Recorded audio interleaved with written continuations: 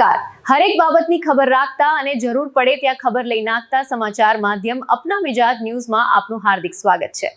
નમસ્કાર મિત્રો, અપના મિજાજ ન્યૂઝથી હું સંજય જાની. અત્યારે હું ભુજ માધાપર પાસે આવેલી બાપા સીતારામ મધુલી પાસેના 4 રસ્તા ઉપર અહીં મારી પાછળ જે તમે આ પાછળ જે સ્પીડ બ્રેકર જોઈ રહ્યા છો, એ સ્પીડ બ્રેકર અહીં નવો રોડ બનાવ્યા પછી મૂકવામાં આવ્યો છે, પરંતુ ત્યાં વ્હાઇટ પટ્ટા ન હોવાથી અત્યારે હું છેલ્લા 2-2.5 કલાકથી બેઠો છું. અસંખ્ય વાહનો કૂદી ગયા છે અને 2-4 વાહનોમાંથી તો માલ સામાન પણ પડી ગયો, એવા દ્રશ્યો પણ સામે આવ્યા હતા. ઉપરાંત અહીં જે સામે અમુક જે હોટલો આવેલી છે, મારી પાછળ તમે જોઈ શકો છો આ રીતના જે હોટલો આવેલી છે, એ હોટલ પર અહીંથી જ્યારે વાહન કૂદે છે ત્યારે અહીં જે અન્ય વાહનો ઊભા હોય છે ત્યાં પણ અકસ્માત સર્જાઈ શકે તેવી ભીતિ સેવાઈ રહી છે. ઉપરાંત બીજી મહત્ત્વની બાબત એ છે કે આ રોડને એવું કહેવામાં આવે છે કે ભારે વાહનો માટે પ્રતિબંધ જાહેર કરવામાં આવેલો છે, તેમ છતાં અહીંથી ભારે વાહનો પસાર થઈ રહ્યા છે.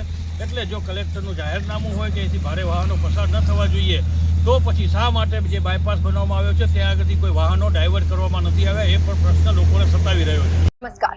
આ હતી આજની મહત્વપૂર્ણ ખબર. આવા જ તાજા, મહત્વના અને સચોટ સમાચાર મેળવવા માટે અપના મિજાજ ન્યૂઝ ચેનલને હમણાં જ લાઇક, શેર અને સબસ્ક્રાઇબ કરો.